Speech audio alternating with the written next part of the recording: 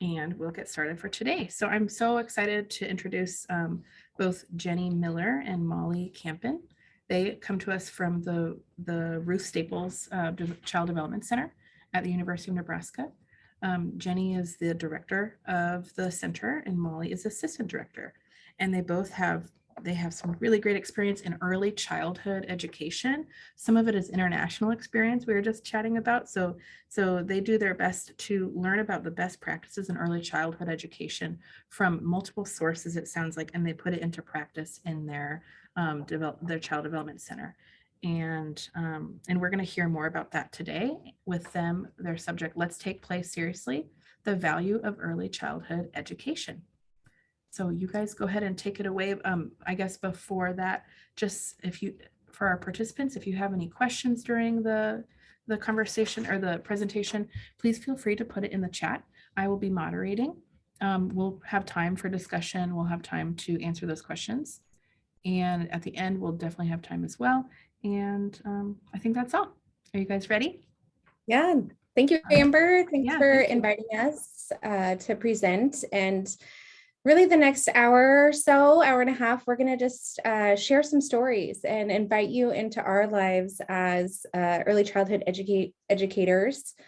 So like Amber said, we're going to give you just a quick overview of who we are and what we do. And then we'll share how we take play seriously in a nature-based setting. So let Mollie take it over. Like Amber said, I'm Jenny Miller. I am the director of Ruth Staples Child Development Lab School. I have been at the lab school.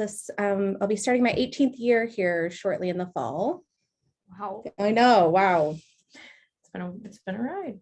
And I'm Mollie von Kampen. I'm the assistant director. I've been here 7 to 10 years, somewhere in there. So yeah, we are very rooted in Ruth Staples. Hold on one second. There we go. So like Jenny said, we are located at the University of Nebraska, Lincoln on East Campus. Ruth Staples has been in one form or another on campus since 1925. We were one of the first lab schools west of the Mississippi, and we really owe that to Ruth Staples herself. She was really a pioneer in just getting focus on child development and children in a time where it really wasn't a high priority. So she was a trailblazer for sure. So we were actually in a farmhouse in 1925 on East Campus. If you're around in the area, it's kind of over by the entrance into East Campus, what's the former farmhouse. And then this building that we're in right now was established in 1970. So we have been around for some time. At Ruth Staples, you can see here, we really strive to take the outdoors and put that into all of our practices. We're building a community of learners here. It's a shared partnership between children, teachers, and families as well. And that has been a part of our practice for a long time. Jenny has recently been going through some of our archives, and it's really cool to see stuff from just very early on in the 1920s, 1930s of children playing and doing things that we still do here now. So being artists and scientists, using blocks and having those open-ended experiences for children are really part of our practice from the beginning. You can see here some of our favorite pictures. Napping outside is just a really treasured experience for our children, and just having that open-ended time to play. So like I said, we're on East Campus. We really use our community here as a place to learn for the children. So the children become very familiar with all of our places on East Campus. We use our experts on East Campus too. So entomology hall, landscaping, animal science, those are all places that the children get to know and learn skills, which we'll talk about later here in the presentation. Learn those skills with experts and people that are doing that. And we try to create that community with our partners on campus as well. So Quilt Museum, the Tractor Museum is literally in our backyard. And I think that is just an experience that all children take away with them. And of course, Nebraska Games and Parks is right around the corner, so we visit them often as well.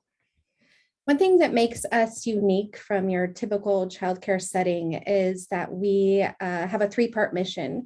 And so that three-part mission is that we contribute to the body of research in educating children, in facilitating learning for pre-service teachers, and then also us ourselves of professional development in early childhood.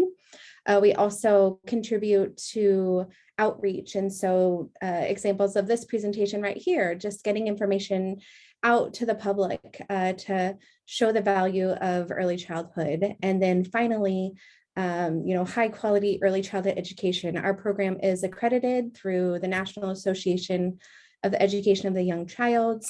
We are part of Natural Start Alliance and a part of many different other professional organizations. So one thing we wanted to talk about, just to give a background, this study is called the Prairie Preschool Project, and this actually started way back in the 1960s. And what they did, this was up in Michigan. Mm-hmm. So what they did was they took one group of children and really gave them that high quality early childhood experience. And then they also tracked another group of children who didn't have that same experience. And they actually tracked, they started with test scores, but they started taking data on a lot of other factors too, like employment. And they tracked these children for like 30 to 40 years. And they just looked at what does the impact of early childhood have. And they just found some pretty amazing things. The children who were receiving that high quality early childhood experience were having significantly better life outcomes. There was a lower rate of incarceration. There was a higher rate of having steady employment, owning a home, just lots of interesting factors. So that was just a background for us of why we do what we do, because we know that early childhood has an impact, not just in the first 3 to 5 years or 5 to 8 years. It really has an impact on those lifelong experiences. So that just gives you a little bit of background of why we do what we do. And we know that this works and this has impact. So when we think about these impacts here at Ruth Staples, we really bring it down to the foundational roots of relationships. And we feel that it's those simple things, that a strong foundation in building relationships among family, children, and our environment helps us create an environment for children to learn. And so part of that is just focusing on those routines of care, not looking over the times that we need to take children to change their diapers, that we need to feed them meals, that all parts of our routines are learning moments in our space. And so at the lab school, it's using the Nebraska weather to be outside and being prepared for that. It's eating outside, it's sleeping outside, and then also just having uninterrupted times of play where children have the opportunity to explore and investigate. And so we want to share that with you, of how this unfolds just in the daily life of Ruth Staples. Yeah.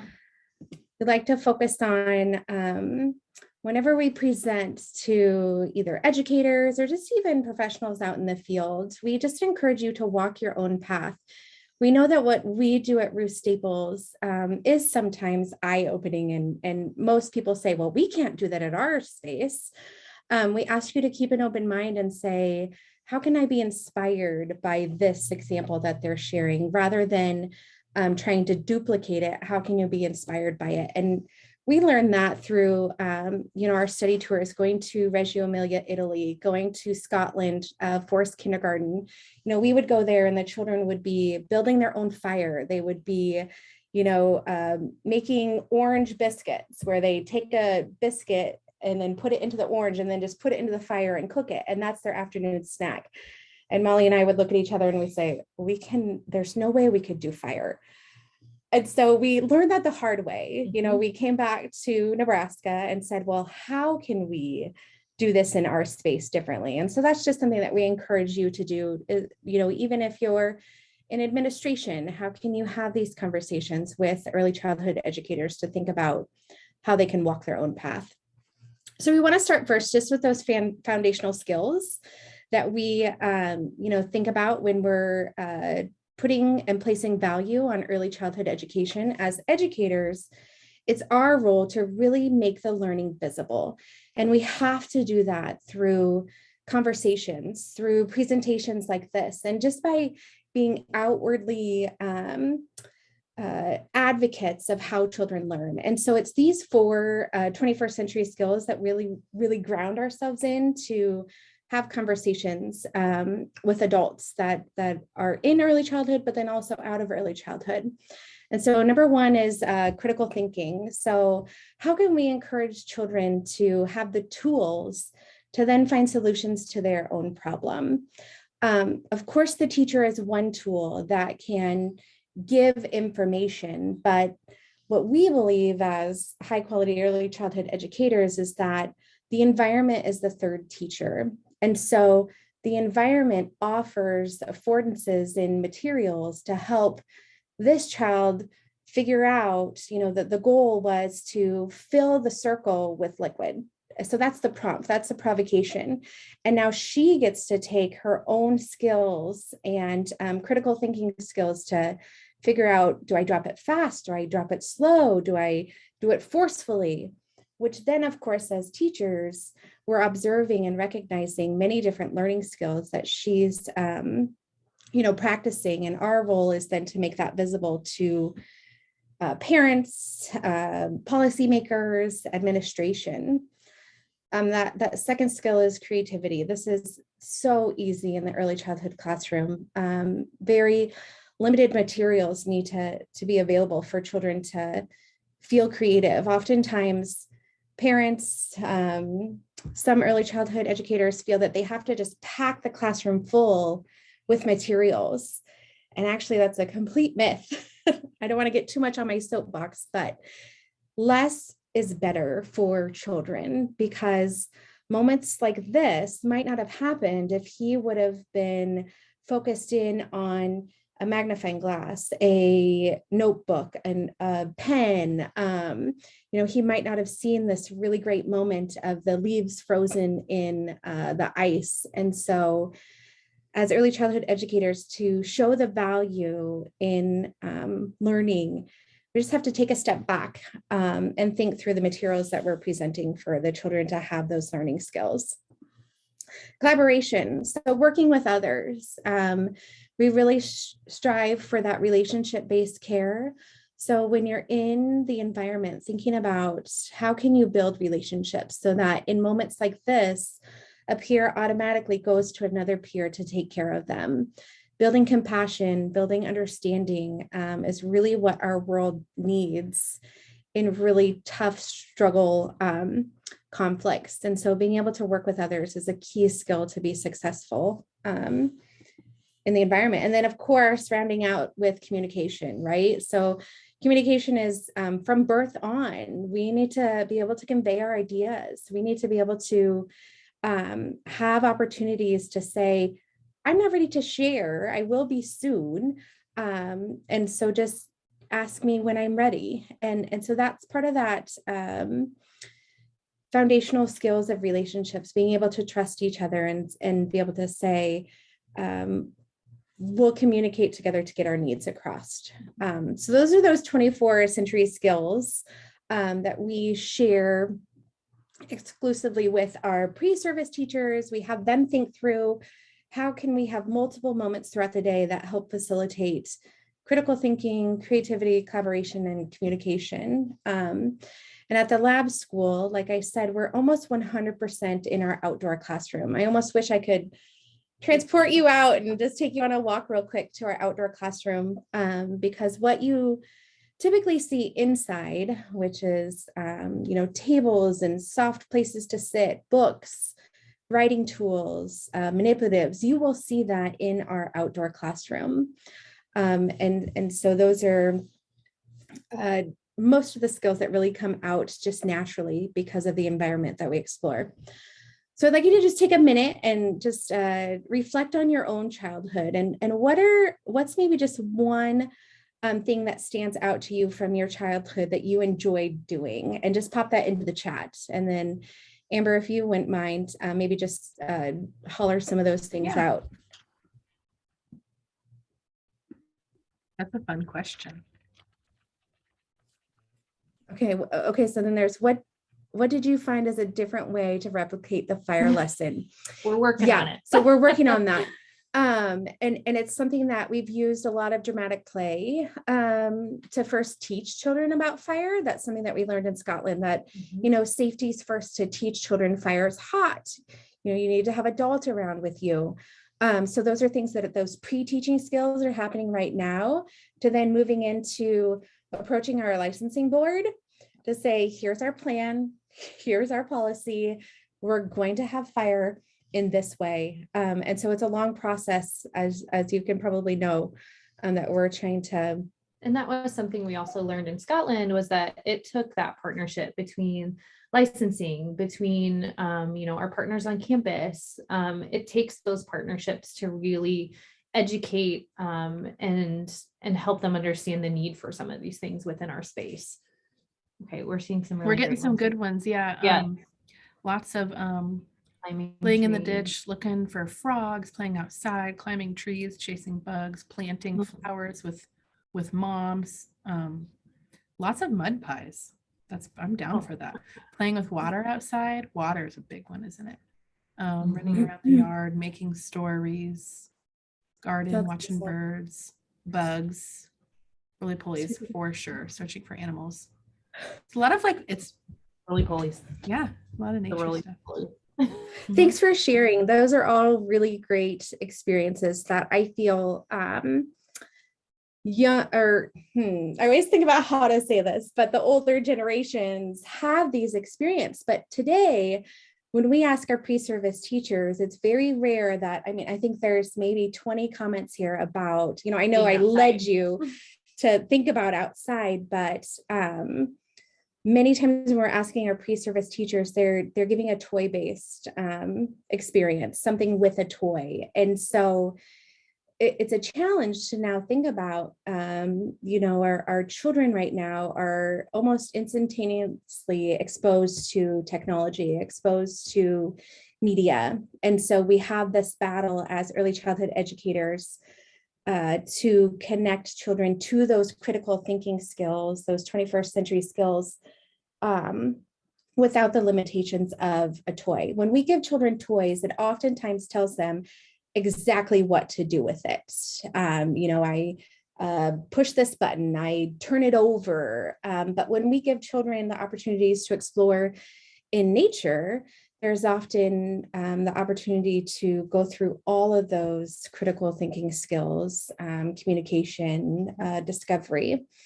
And so one of the things that I loved doing when I was younger was climbing trees.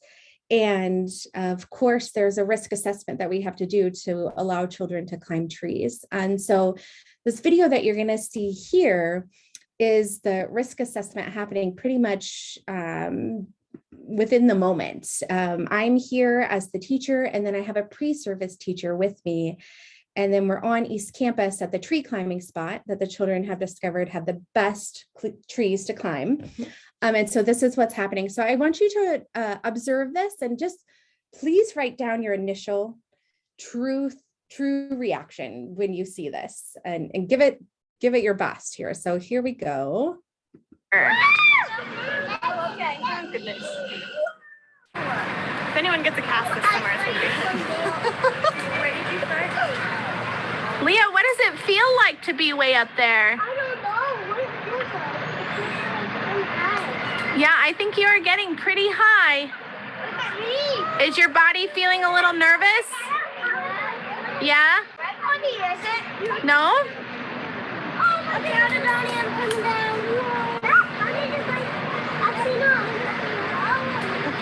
So tell me about climbing the tree. It was like a squirrel kind of, and like I don't really know how I could do that. But I can't do it. How does it feel to climb a tree that high? Pretty nervous. Yeah, nervous? Yeah. But once you got to the top, what did you think about being way up there? Because you could, why was it pretty cool? Because this tree is so easy to climb up because it has easy branches like the put on and they're hard and like grab on. But they're not very hard.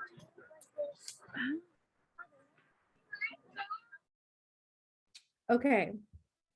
So if some of you want to unmute and just share your initial thoughts, that would be awesome. Or if you want to pop it in the chat, it could take many different lenses as an educator, as a policy licensing person. So maybe just throw your ideas in there. Yep. Mm-hmm. Absolutely, Vanessa. Yes. Yeah, so we have peer encouragement, communication happening. That's right. So what happened when, so just to give a little backstory, this happens to be my son. And so the risk assessment there, I was comfortable allowing him to climb that high, number one, because he's my son. So there kind of answers that liability situation. But what happens when I, as the teacher, said, "Are you nervous?" What did Leo do once I said, "Are you nervous?" Didn't he say what is that? Or like he said he said, it almost felt like he thought, "Oh, should I be nervous?" Because I wasn't until you asked. Yep, you're right. Exactly. And then he said, "I'm coming down." So as we reflect on this, we think about what perceptions do we have as adults and experiences that we have as adults that then potentially stop the 21st century skills, the critical thinking, the, communication. And so then we have to really think through our role as the collaborator of learning. And so in this moment, then when Leo came down and I was saying, "Leo, how did that make you feel?" And he immediately started saying, "I felt like a squirrel and this tree's so easy to climb." But then yet he came back to, "Oh, pretty nervous." And so it's really important to think about when we're valuing the learning process for the child. I often tell my pre-service teachers is, think like the child, think about what they're going through. I was really proud as his teacher that he said that the tree's so easy to climb. It has the limbs, that's just perfect. And then when the peer came along, and gave him encouragement, then Leo's confidence just completely built up. And this video goes on, of course, and then Leo gets to become the expert of tree climbing. And he showed many of his peers how he would bounce his foot on the limb to check and see the stability of it. And in my head, I was like, wow, what a great strategy, to really kind of test that he came up with that. And so it's, as early childhood educators, for us, in just valuing those learning experiences, we have to walk this careful tightrope of, yes, thinking about risk assessment. And for me as an adult, I really was super nervous as his mom, but as his teacher too. But he had full confidence in doing that. And so I think about that of, what if I used a different emotion? Oftentimes we learned too in Scotland of oftentimes Americans are always saying, "Be careful, be careful, be careful, be careful." And that's what we also become in the moment as advocates for the children, to be able to have that space to make the risk assessment, because we know when we take all those risks away, the children aren't allowed that opportunity to just practice what's a risk assessment. How do I keep my own body safe when I'm doing this, when I'm tree climbing, when I'm trying to balance on the seesaw with my friend? How does that work? And that's really that problem solving and critical thinking. So we follow the project-based approach studies in our environment. And so we wanted to share an example of what that looks like. We have this beautiful wall in our outdoor classroom that has different landscapes or landmarks of Nebraska. And one of them just happens to be the Capitol. And many children driving to school, as you know, can see the Capitol on the way. And so This project developed out of the children thinking that they are about as tall as the Capitol, because when they went up to this mosaic, they would say, oh, look, I'm almost as tall as the Capitol. And so this child here, Ruby, had said that statement one day. And so that immediately sparked an inquiry, or a provocation, as we like to call it, to then say, I wonder if you are as tall as the Capitol. Oops. There we go. So again, as the role of the teacher, then we plan out different ways for them to study and for them to be able to figure out, am I really as tall as the Capitol?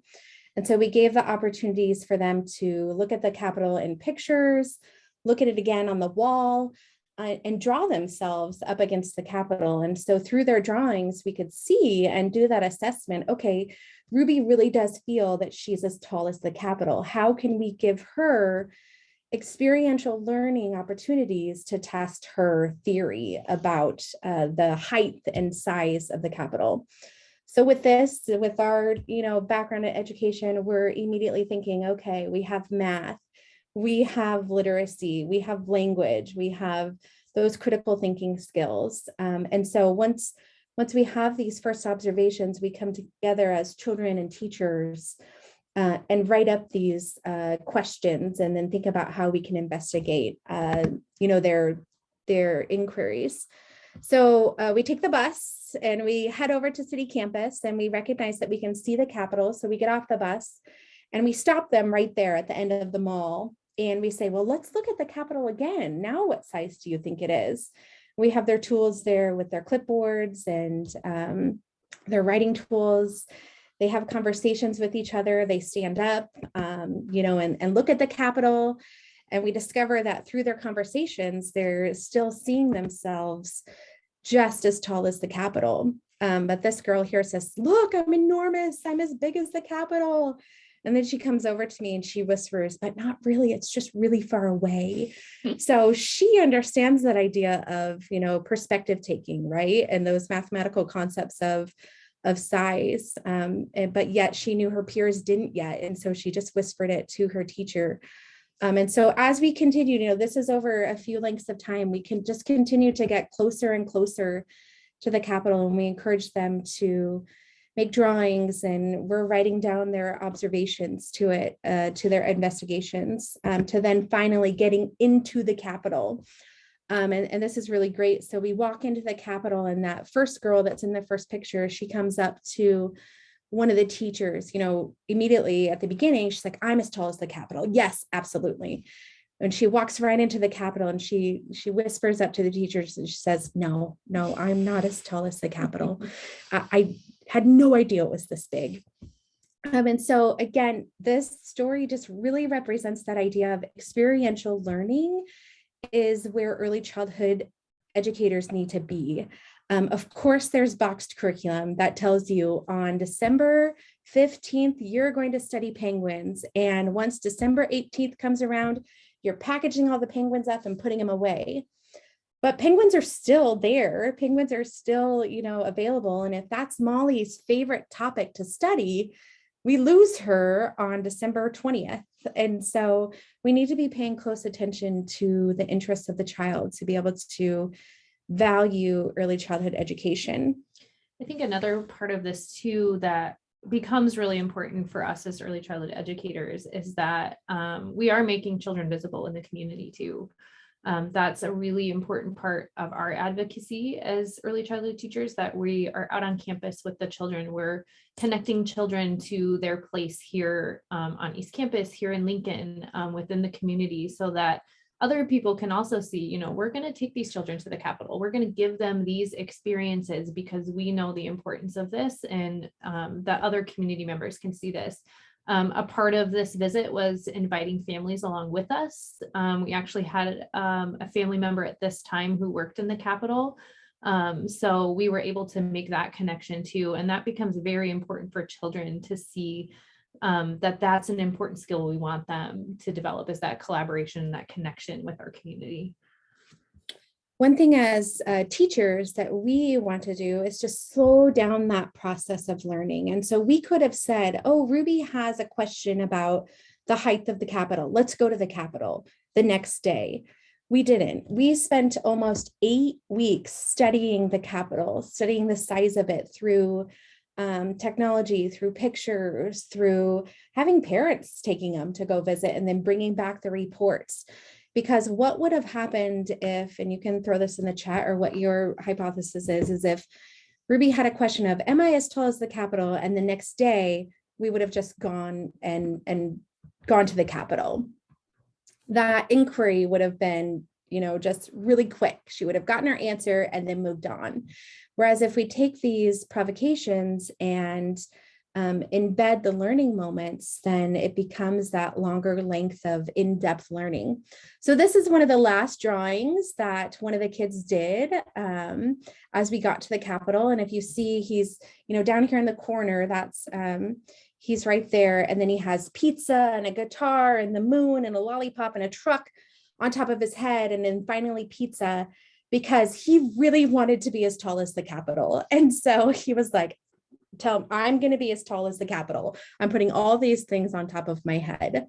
What I also love about this, like Jenny said, that slowing down of the process is, if you look at that drawing again, is that there are so many details about the Capitol that I think probably would have been missed if we hadn't spent all that time really in-depth studying. The sower on the top is my favorite. Mm-hmm. Yeah. So this again is just different provocations throughout those 8 weeks that we allowed children to investigate and think through their theories, and talk about. So Tosani said the height has to be bigger than us. And Ruby says, yes, because I got to move the chat. We're shorter. And then Ching Ching says the Capitol's really tall and we're not. So again, there they are testing out their theories and coming up with new ideas. And then also giving them those different types of materials to investigate. So using clay, using blocks, using technology to be able to get closer in those moments that we couldn't get to the Capitol right away. And then finally, showing administration and parents what they learned about the Capitol. And this is kind of cool. So they had parents donate boxes, and then they couldn't figure out how to get the top gold. And so they had to come to me as the director and ask if they could use one of the bowls from the kitchen and spray paint it gold to be able to get on top of the Capitol. And then they used a little Lego person. They tried first a pipe cleaner for the sower, but it wouldn't stand and they weren't happy with that. So then I think they moved on to a Lego. So these inquiry projects unfold. There's no set length of time that we say, we're going to spend 4 weeks investigating the Capitol. It really just unfolds with the interests of the child, and then the role of the teacher, again, is to make that learning visible. And so teachers are capturing pictures and video that then we share with parents. And, in those moments of investigation, we're connecting them to the developmental learning goals. And so showing that they're reading environmental print on the way when we go drive by, that they're working on fine motor by using manipulatives and such. And so they're able to have that communication to show the learning process. Any questions or thoughts or reactions as we move forward? Ruth, I have a question for you. I mean, Ruth Staples is here. Yes, totally.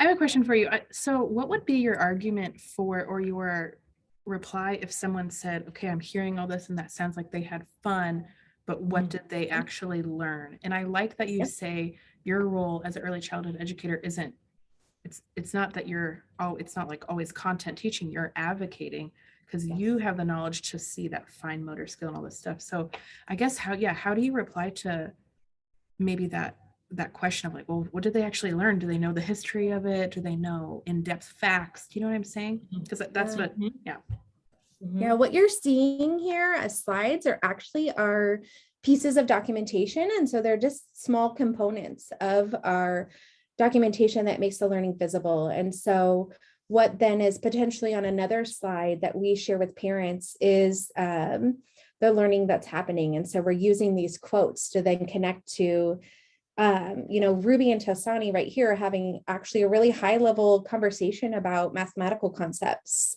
They're also taking turns in conversation. And so we're showing these moments as learning taking place. You're always not going to have that tangible artifact that oftentimes parents want to see, the finished product of a worksheet or I'm struggling with words for that, but just that concrete piece of evidence to see for that. But it's through that assessment process that we're gathering pictures, gathering teacher reflection and interpretation about what's happening, that then we share that with families.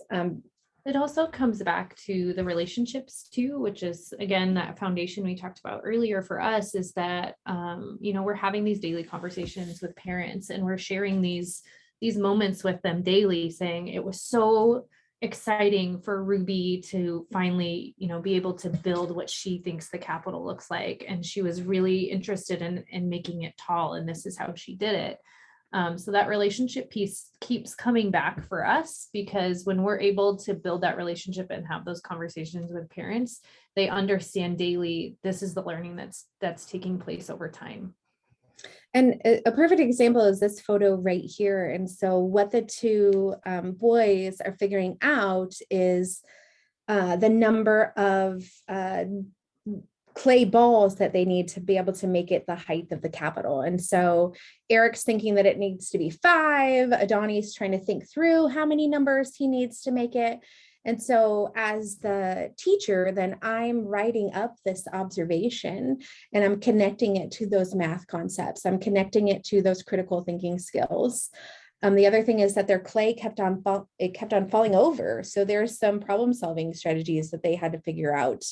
And through that then finished product of documentation that involves pictures, teacher's interpretation, and then also connecting to those developmental learning skills, cognitive, language, literacy, then that's showing the parents where the learning is happening.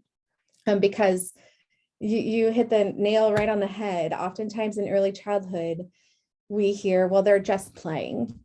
And so to make that visible, the learning visible, it's our role to say, well, wait a minute, look, his fingers are out. He's counting to 5, and just to be able to see that learning.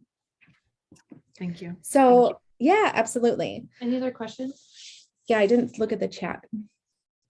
We lost the Good to chat. go on? We just Okay. had a quick one of do the parents sign a waiver, and that was near the tree video thing.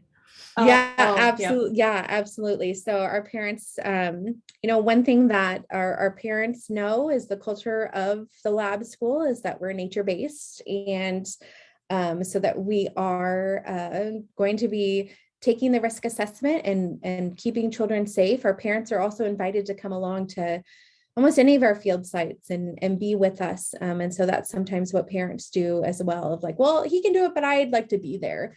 And so we just build that partnership and community of learning with them. So I know we're running quick on time, so I'm going to go through this quickly, but I think that this shows a really great concrete example of how the project is started and how we facilitate those 4 skills. So Mollie mentioned that we are right next to the tractor testing track on East Campus. And so one of the great resources that we have is the Tractor Museum. And so we visit there often. And it's through the conversations and listening to the children that then we develop those learning moments. And so, here's children having a conversation about the smokestack, and they say the smokestack's the biggest.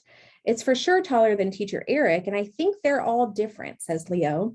So they're trying to figure out what is a smokestack and what does it do? So we give the opportunity to investigate that. We asked the experts over at the Tractor Museum. We looked at pictures. I actually wasn't quite sure, what it did. And so I didn't know how to answer their question.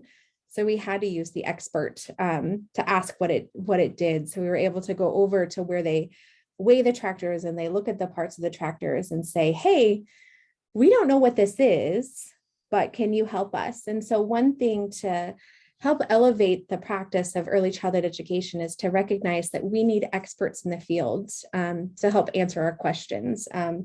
It's actually been quite often that we've called Lindsay Rogers over to ask questions about ducks that are nesting in our outdoor classroom or different types of birds. And so don't be afraid to ask your experts to help you investigate children's questions.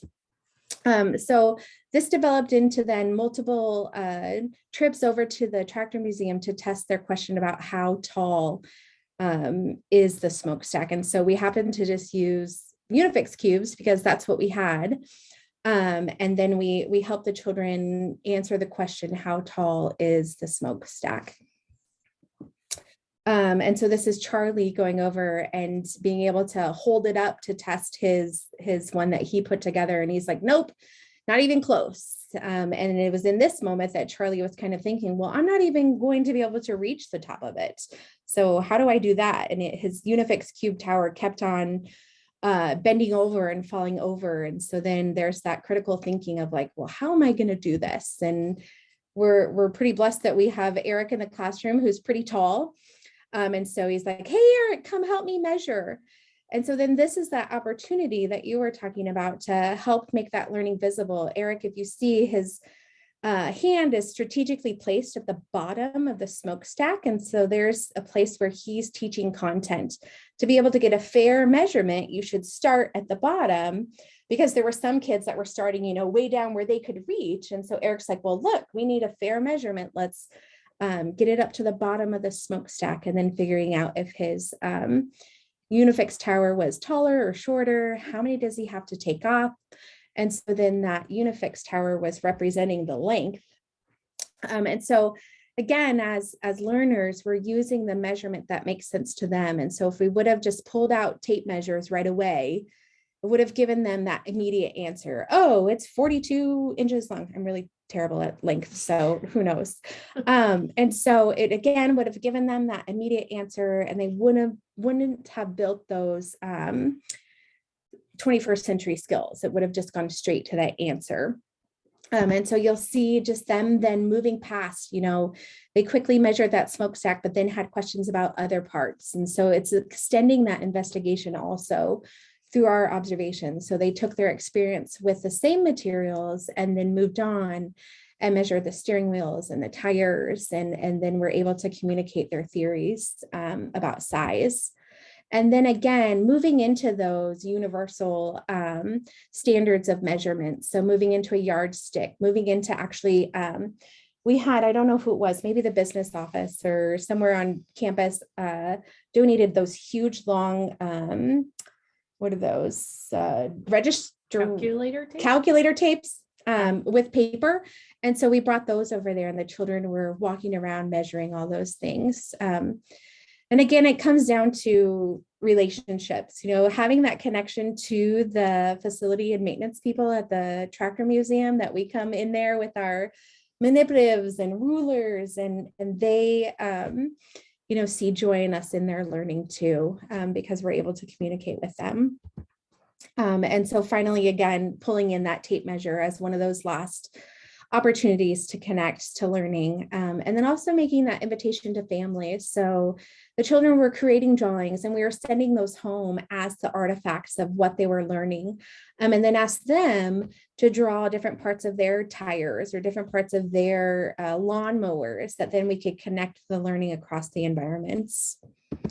And then finally, just one great opportunity that we have in many early childhood environments is that we have children for, potentially 5 years. And so it's really great to see the learning happening over time. And so this is Charlie as a toddler, just right at age 2, going to the Tractor Museum and making his drawing of the tractor, in simple scribble pre-literacy writing skills. And then on the other side is Charlie as a 5-year-old, just about to go to kindergarten, where now he has extensive knowledge of tractors that he's able to share over time. And so just in wrapping up, I know that was quick and fast, and but the key foundations of just making the quality of early childhood visible is connecting through relationships. And so as teachers, as early childhood educators, we need to be vocal in spreading the key foundations of relationships and connections, and being able to share that space with policymakers, with administrators, and then again, just building your own path so that you can feel comfortable in your space too. So we'll leave it about 10 minutes for questions. And then we'll be on our way. Our contact information is there, so please feel free to reach out to us. We'd be happy to have visitors. This tree log is one of our favorites. It might be familiar to some of you if you're over at Nebraska Game and Park. I have lunch on that log at least once. Just There you go. It's another Love it. favorite log of mine. We are also on social media, so you can find us on Facebook, Instagram, Twitter. We're doing our best. We're doing We're our learning. best to figure that out. Do we have questions? I mean, I have some, but I'm gonna wait. I have a question. Yes.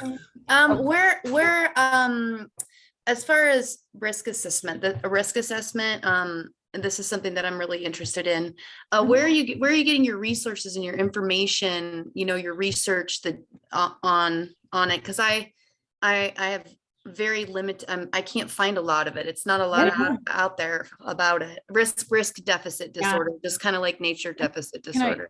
Can I just share that Jamie just wrote a really great article, and it's in the Nebraska Land blog just this week about risky play outdoors for kiddos. And so good job adding to that content, Jamie, but sorry, go ahead. Yes. That's great. So this was always something that, that's been a part of our program. I think what really put some meat on the bones for us was that trip to Scotland. We learned a lot of really great, right down to the language to use with children. So Claire Warden is a huge game changer in Scotland as far as getting children outside. Risk assessment is a huge part of their process. So that Claire Warden would be somebody to definitely check into. And she has many professional development opportunities through Mind Stretchers. And she actually provided to us a chart that allows us to do risk assessment. And so if you email me, I'm happy to share that with you, because what I find with parents, when they come to me and say, you let my child climb 8 feet tall, and I show them the risk assessment and have the evidence that I've thought through the steps, or play hide and seek in the prairie grass. Amber just threw her thank you website so in much. And so if you have that evidence of thoughtful plans to keep children safe, then they're often like, okay, thank you.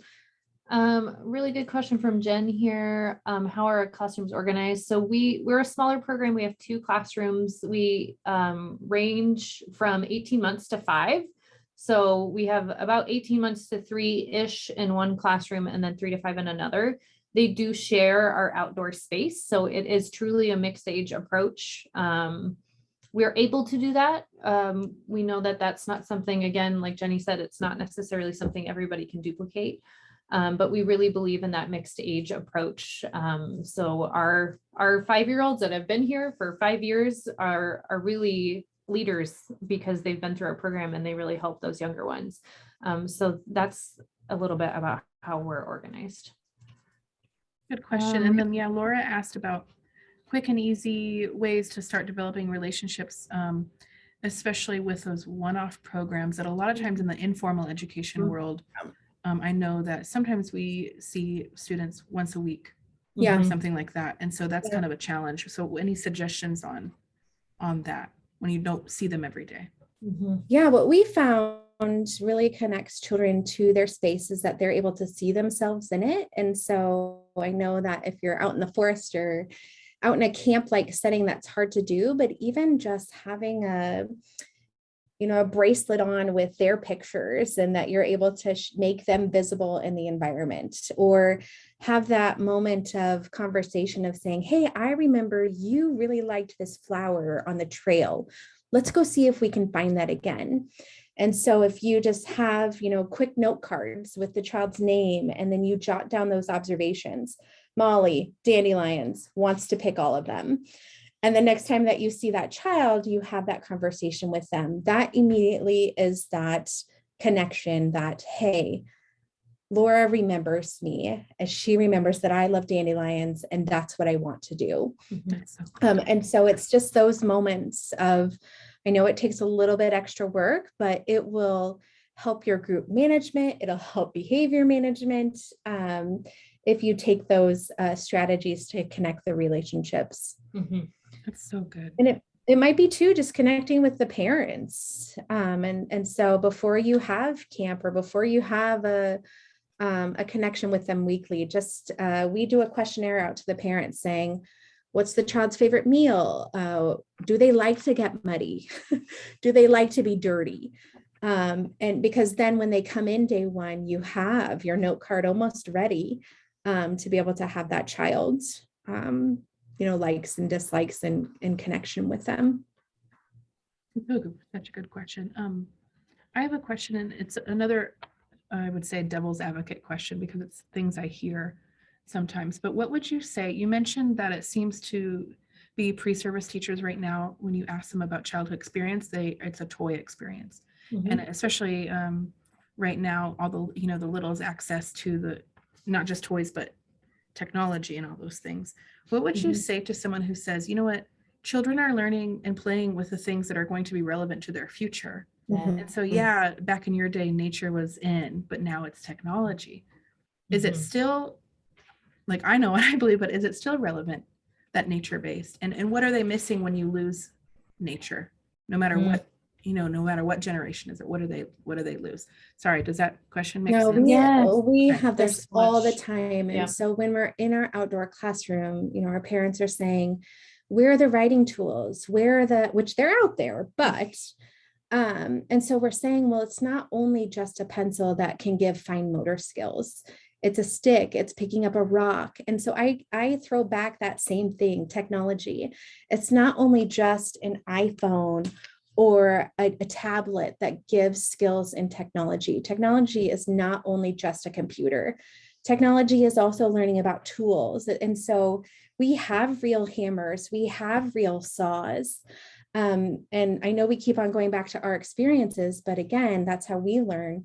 When we were in Reggio, Italy, and I walked into a room and it was the whole wall was saws and hammers and screws. And of course, the Americans are like, oh, and they said to the Italian teacher, like, oh my goodness, aren't you worried that the children are going to hurt themselves? And the Italian teacher said, aren't you worried that they're going to go into a space and not know how to use it or use it inaccurately? And so I think it's our role to say, technology, yes, Lindsay Rogers for the win. Absolutely. It's whatever tool that can solve a problem. And so we feel, and this is our soapbox, is that if we can build those four skills, that they have critical thinking, that they're able to communicate, and that they're able to be creative, that they're going into traditional school setting with the skills that they need to be successful. And we also know that like their time here is protected time, that they're gonna get the technology in other places. So we really feel like it's our role to protect that childhood and that time for them. And so when they're here, this is what we're going to focus on giving them. And as everybody probably knows, if you have children in your lives, that the technology, they can pick that up in a minute flat.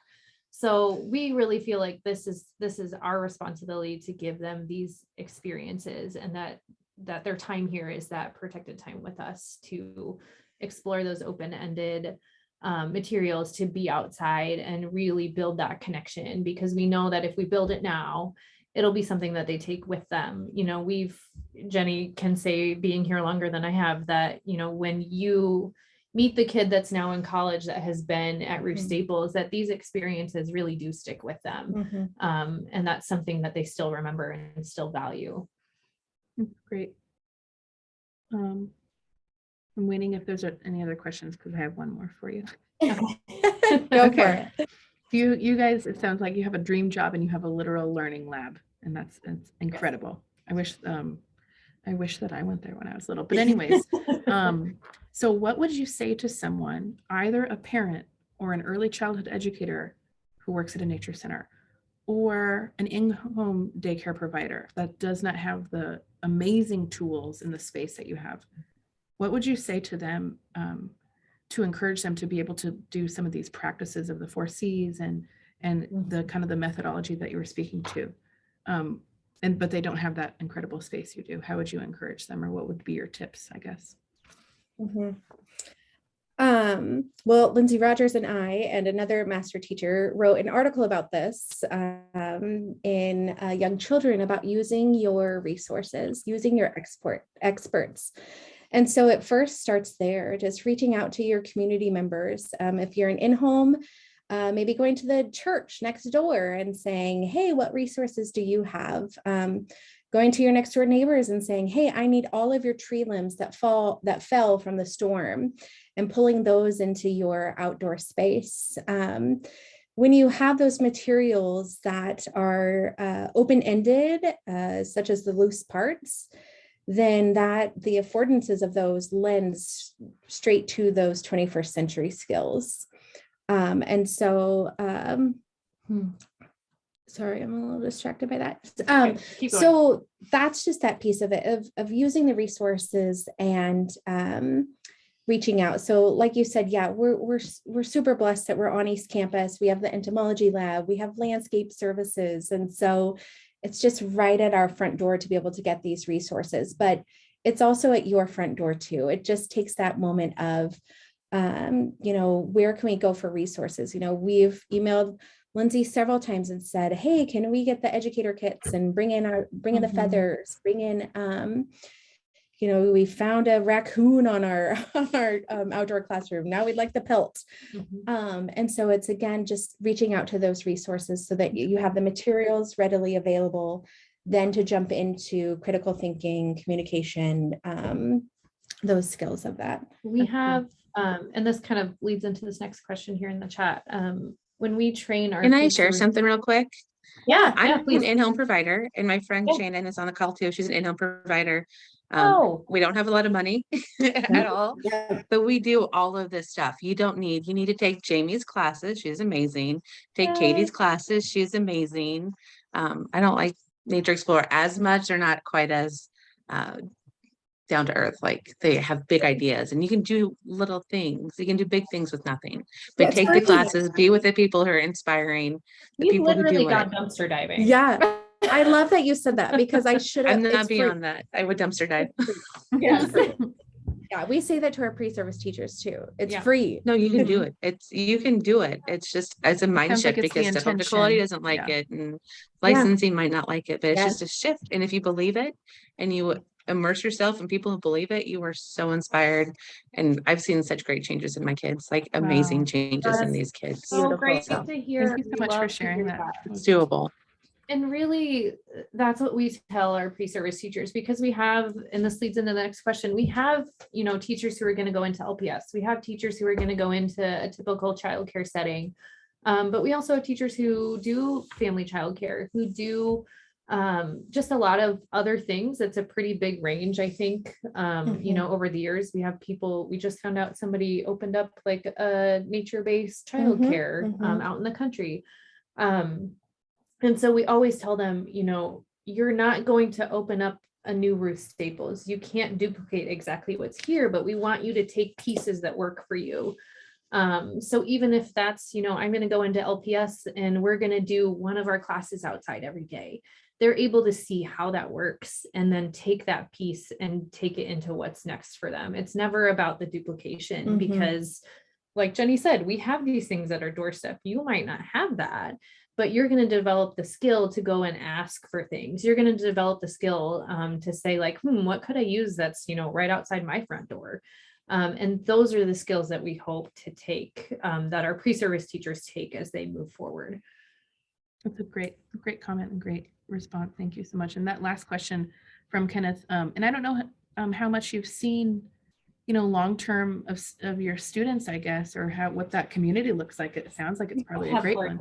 But yeah, what's that? Have you seen, he asked about, have you seen students grow up to have careers in conservation, nature-based work, things like that? Any kind of long-term anecdotal narratives that So you're you asking children. So children, we don't have that data, but we do have it on our student teachers. And so for the children, Kenneth, let's do some research. Yeah, we're game. Come along. We had one of our children who was here. How long ago was he here? Football player. Yeah, 2007 or so. Yeah, and so we're able to connect to some Mhm. of the children that have been through our program, but every day we meet people. I just met somebody who works next door at the rec center who said, "Oh yeah, my kids were here 30 years ago." And so we're kind of searching out those stories and trying to build those connections as well. That's cool. Nature Network, yes. Children in Nature Network is an amazing resource for research and data. Absolutely. Yeah, Jamie, thank you so much for sharing that. This was so excellent. I feel like I could ask you 20 more questions, but it'll have to be another session, I guess. So yeah, connect with us for sure. Absolutely. Thanks for having us. yep. So I'm going to be sending an email to everyone with an evaluation of this program. I will send any resources that I kind of caught from what they mentioned and the stuff that we shared in the chat. And do you mind if I share your contact information today? Sure, please do. Perfect. Okay, I will. So thanks again so much. This was a great presentation and conversation. I got a lot out of it. I hope everyone else did too. And thanks for taking your time today. Yeah. Thanks for inviting us. Thanks so you. much, ladies. That was great. Yes, Thank you so much. absolutely. Thank you. Thanks, Jen. Bye.